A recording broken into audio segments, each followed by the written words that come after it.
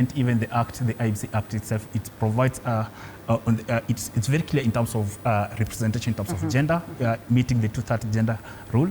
It's also very clear in terms of regional balance. So all these questions have already started. We've seen, I've personally encountered such questions. And even I happen to work with young people.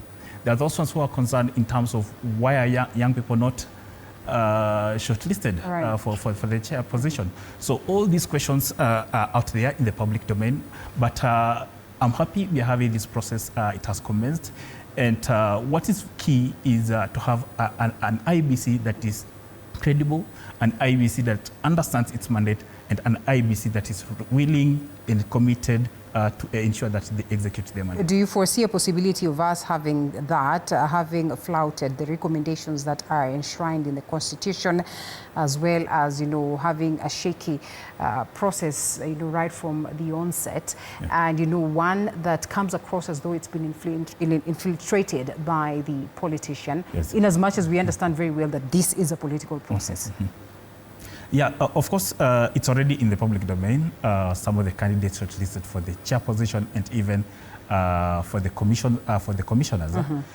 Some, if you look at the history of some of these individuals, are probably linked to certain political seats.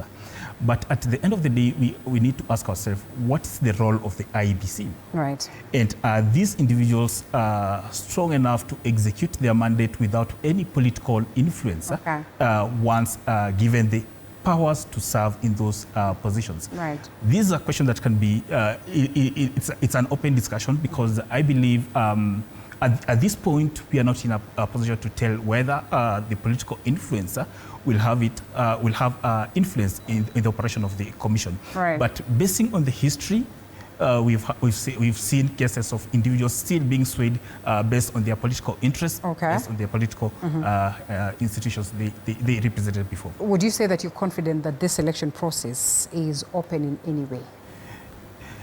Yeah, in terms of openness, yes.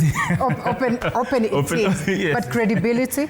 On the issue of credibility, of course, this one I'll talk about some of the individuals. I don't want to talk about the specific individuals, but we've seen the individuals who've had corruption cases, scandals before. Right. Probably first or probably mentioned in some of the corruption cases before. I want us to take a break. I want us to take a break on that very note and perhaps get to understand, because first of all, the first individuals that get to see or to meet or to face the panel for interviews are those ones that are vying, or those ones that have presented their bid for the chairmanship.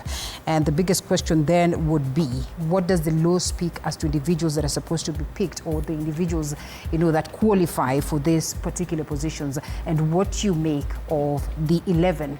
Of course, we might not go to the nitty-gritty details of every of them, but of course, if there's any question or question mark as to credibility that is put on any, I think after this break then would be what it is that we discuss.